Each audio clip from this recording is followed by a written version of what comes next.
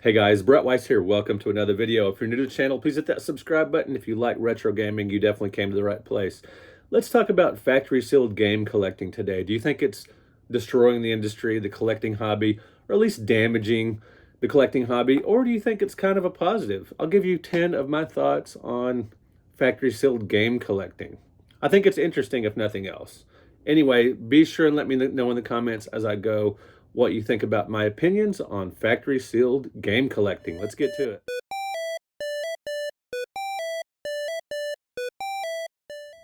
Collecting factory sealed games preserves the originality. This is number 10. I'm going to go 10 through 1. Sealed games remain exactly as they left the factory, if you have one in nice condition anyway, untouched and pristine. Currently, the only sealed game I have in my collection, because I tend to open them, is this Demon Attack for the Atari 8-bit. See the vertical seam there? The reason I have this is because I already owned a CIB copy, but at a convention not long ago, I found one for 10 bucks. It just looks beautiful. It's in excellent shape. It looks cool on my shelf. I love Demon Attack. I picked it up. It was a steal. Not literally, but 10 bucks, great deal. And I might open that on my channel at some point, but right now I'm just enjoying having a factory sealed copy. So number 10, it preserves the originality. Number 9, true scarcity. Few games survive factory sealed. Obviously, most were open and played. Now, a lot of you that are against collecting factory sealed games say that is a total waste. Somebody could be enjoying that game. It could be opened and played. It doesn't belong on a shelf somewhere sealed. Well, yeah, games were obviously manufactured, produced, bought, and sold to be opened and played. So it's kind of a novelty when you run across a factory sealed game. Now, there are exceptions to this rule. There are certain titles that are pretty common factory sealed. There were some Atari 2600 games during the crash era of 83 and 84 where they made these warehouse finds. They found hundreds and hundreds of copies still sealed because they went unsold inventory. You can find that from time to time, but most video games from 30, 40 years ago and beyond were opened, and just to find a factory sealed game is a novelty. So just the true scarcity of factory sealed games is really neat. Number 8, collector demand. High-grade sealed games are highly prized by collectors worldwide. Yes, like it or not, factory sealed games do command a premium, just like maybe a sealed box of wax card, baseball cards, they call them wax boxes because the old wrappers were made out of wax and they had the gum in them, and the cards. If you find factory sealed, boxes of cards where the packs haven't been opened, those are worth more than open packs, obviously. And part of that is because, you don't know what you'll find inside, rookies or whatever, but just the novelty that these have never been opened play a big role in the fact that, collectors like factory sealed because they're rare. When something is rare, collector demand goes up. Unless it's so rare, it's obscure, nobody wants it. But, Mario, Zelda, all these, Pac-Man, Donkey Kong, these are, huge IPs, very well known.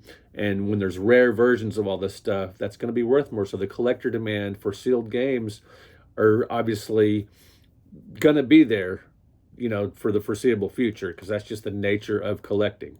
So yeah, what's novel, what's more rare, what's more scarce. We talked about true scarcity at number 9. That leads to collector demand, number 8. Number 7 ties into 8 and 9. Investment potential. Now, a lot of you don't like to hear about investing in retro games because it makes the price of our beloved hobby go up. When we just go out and look for games in the wild, the fact that people are investing in games, it does make the prices go up. And I know a lot of you don't like that, but I'm just relaying facts today. Sealed games have shown strong growth as collectible assets. As business people diversify their assets, especially with the economy and strange flux that it is today, things like gold, things that are more predictable, even in things like collectibles. Collectibles tend to do pretty well when economic times are uncertain or even bad. Collectibles tend to do well during these times. But anyway, sealed games, highly sought after as investment items, especially to get graded, especially if they're in really excellent condition.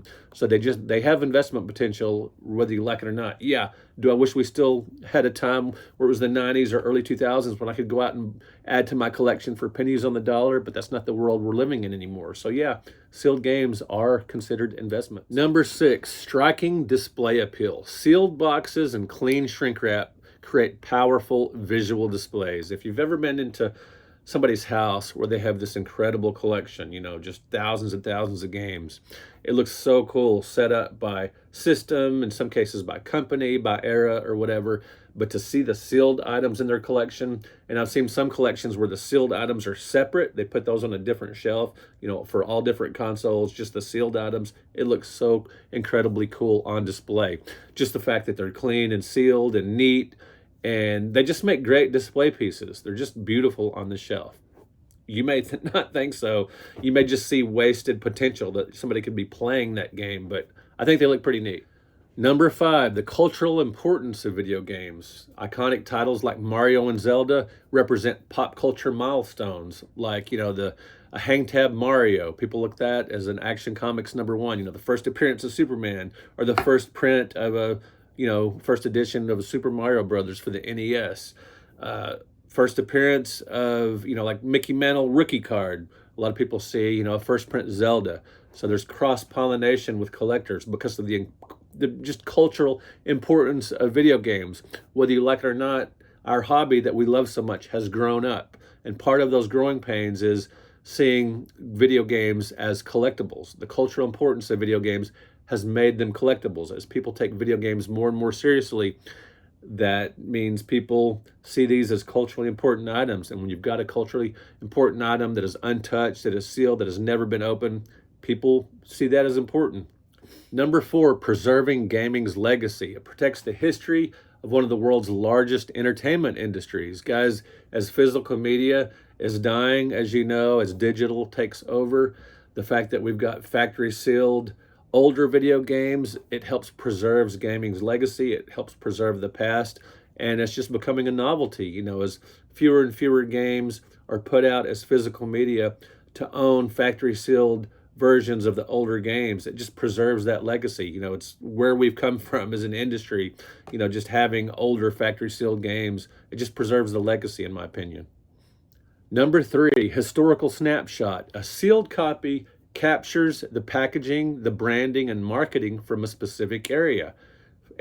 The box art, yeah, you can have box art with a CIB copy, but just seeing a copy sealed, especially if it has like a store sticker, like KB Toys, or like Toys R Us or something like that, or Circus World, or some of these regional department stores, it really is cool. Or a hype sticker.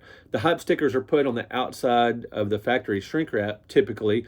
So once that shrink wrap is thrown away and opened, that hype sticker is gone. So you can see a window to the past of retail branding, of store stickers, of hype stickers, you know, like maybe it'll quote a magazine or something like that, or say it was a, you know, that a magazine gave it a grade of a 10 or something like that. So yeah, it's just a historical snapshot of factory sealed games. Number 2, emotional connection. Sealed games revive the excitement and wonder of first time play. Guys, I've told this story many times about getting a ColecoVision, my first system, when I was 15 for Christmas, and how exciting it was to have a brand new ColecoVision and 2 brand new games to open and play. Today, when I see games from that era, Atari, Intellivision, ColecoVision, Vectrex, when I see them unopened, when I see them sealed, just sitting there like it's, you know, Christmas in the 80s all over again, to me, I'm emotionally connected to that time period, that incredible wonderment of childhood, when I would go over to my friends' houses, you know, in 77, 78, 79, 80, and when they had their brand new Atari 2600, and it was all so new and colorful and exciting. To me, seeing sealed games takes me back to that time. There's just an emotional connection with a game that hasn't been opened yet. Now, guys, number 1, this might contradict the previous 9 things I've said about sealed game collecting, or at least provide a counterbalance to sealed game collecting. Sealed games are so much fun to open, or at least dream about opening if you don't want to open your games.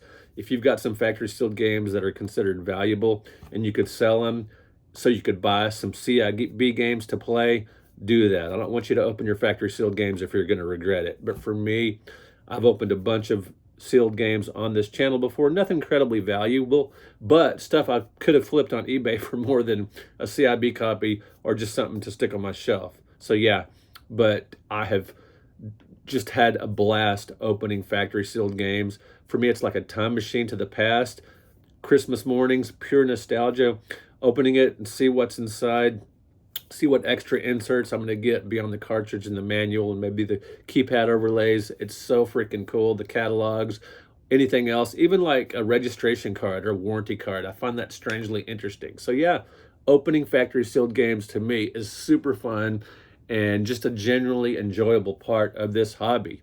But guys, your mileage may vary. You may can't stand the idea of collecting factory sealed games, even though you might buy one to open because it's cooler than, you know, buying one for the same price or whatever. But let me know in the comments if you collect factory sealed games, your opinions in general on factory sealed game collecting, if you think it's driven up the prices of retro game collecting in general, or if you have a negative or positive effect on game collecting.